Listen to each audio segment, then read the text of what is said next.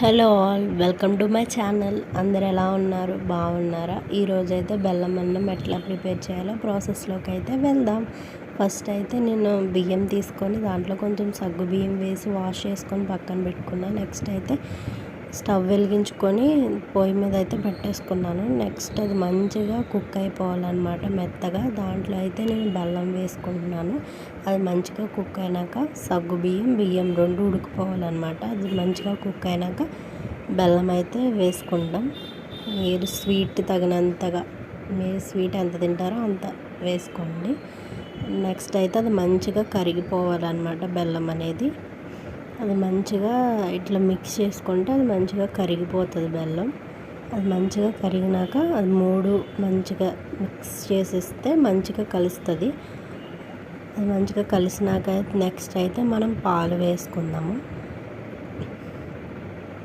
పాలు వేసుకొని అది మంచిగా మిక్స్ చేసుకోవాలి.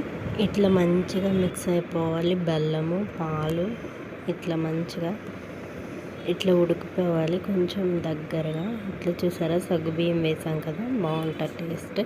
ఇట్లా మంచిగా దగ్గరకు వచ్చేసిన తర్వాత చూసారా, ఇట్లా మంచిగా ఉడికిపోయింది కదా, దగ్గరకు వచ్చేసింది. ఇప్పుడైతే పక్కన పెట్టేసుకొని మనం ఒక కడాయి తీసుకొని దాంట్లో 1 టేబుల్ స్పూన్ ఆఫ్ గీ వేసాను. వేసిన తర్వాత దాంట్లో కొంచెం గసగసాలు వేయాలి.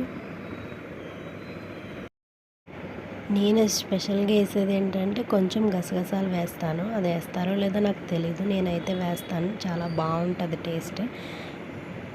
ఇక్కడైతే జీడిపప్పు ఇట్లా బాదం వేసుకున్నాను అనమాట, కట్ చేసుకొని చిన్నగా.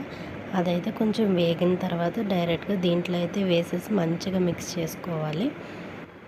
బెల్లం అన్నం రెడీ. ఫస్ట్ అయితే దేవుడికి పెడతాం కొంచెం, నెక్స్ట్ అయితే ఫ్రిడ్జ్లో పెట్టుకొని అప్పుడు తిందాం. That's it.